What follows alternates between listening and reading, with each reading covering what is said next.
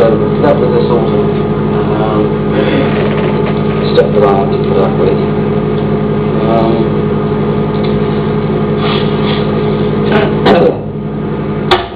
There was a lot of undermining of the staff by both the owner and her husband. In February, one of them said, well, we didn't have such problems when we took over a couple of years ago. They were always complaining about things, people not doing things the way they wanted them done. And, well, I came to realise that there was some regret, I think, amongst both of them that they had bought the place, because as I started to open up more to the manager, she opened up a bit more to me, and she admitted that she realised she'd taken on too much. And it was very difficult being controlled by her older sister. Enormous mortgage, a lot of repairs on the house, all these sorts of problems. So by February, Ali, the husband, had more or less taken over from Mabel, and he was resisting the direction of the older sister and taking a much stronger lead himself. So for the first time, one of the staff meetings was taken by him, and his wife was absent. She was not at the meeting at all. And there were a number of staff mistakes which were brought up, and threats of verbal and written warnings if people didn't toe the line. The funny thing is that was in February, and the first person who got a warning was me. They assured me, you know, I mean, they were quite nice really in a way, but at the time of the staff meeting, I said, Martin, if anybody's going to get a verbal warning, it won't be you. That was the February the 10th. March the 5th, well, I did make a mistake. It wasn't that serious. What it was, there was a phone call from the day centre, and it was saying, we need written confirmation of the change in David's medication. Now, they already knew it, certainly by phone. We put the message through, and we know it had been changed, but they said, please send written confirmation of this change. I should have passed that message on to the manager so that she could sign the form and send it back to the day centre. Monday morning they got a call from the day centre, so they said they were hopping mad, and they wanted this form. It hadn't arrived, and the manager had to go down to the day centre there and then and sign the form. And of course the next time I came in, I was told, this is very serious, Martin, you're going to get a written warning. And I did. But I don't honestly think that mistake, that slip-up, was that serious. And I think they were very, very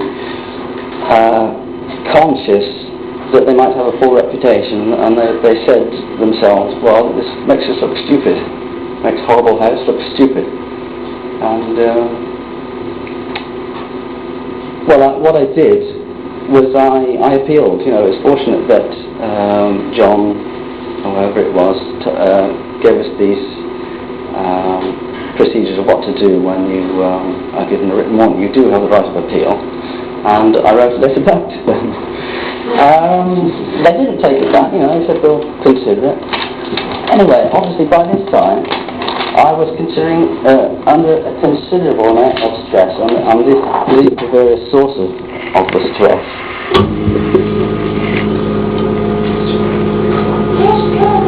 Conflict. There were 4 people I was actually in conflict with at one time. Two of them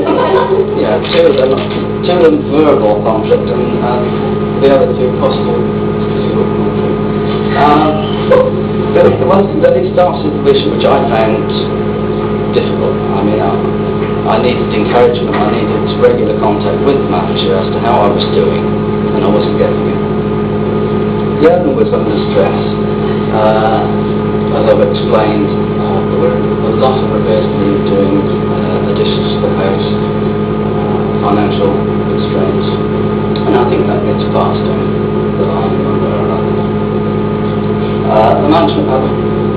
with respect to the staff. The management style was very mixed. There were 3 people in charge, and I certainly didn't have much say, even though I was the deputy. There was Marjorie, the big sister, Mabel, who owned the place, and Ali, her husband, who taken it on himself to have a big say in things. Changes in work practice not discussed. Now, obviously, I expect that because it's a funding concern, they do discuss things not between themselves, but really it wasn't until I started actually saying I wanted more of a say in things that they invited my opinions.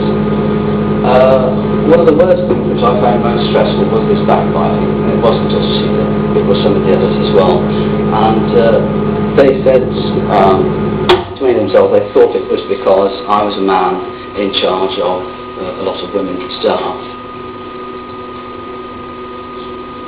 and that they resented me for one reason or another. So March the 27th I finished work there. Obviously it was a shame because it was a nice job. You know, I did enjoy it. It's the thing about this work is that it's always good because of the residents. It's always enjoyable because of the residents. But it did get to the stage where I couldn't stand it anymore. It wasn't worth it for the pay or the status or the experience or anything. And sorry, am I going on a bit though? Just to give an example of the standard of work, this is their brochure. It's a cobble. It's the front bits.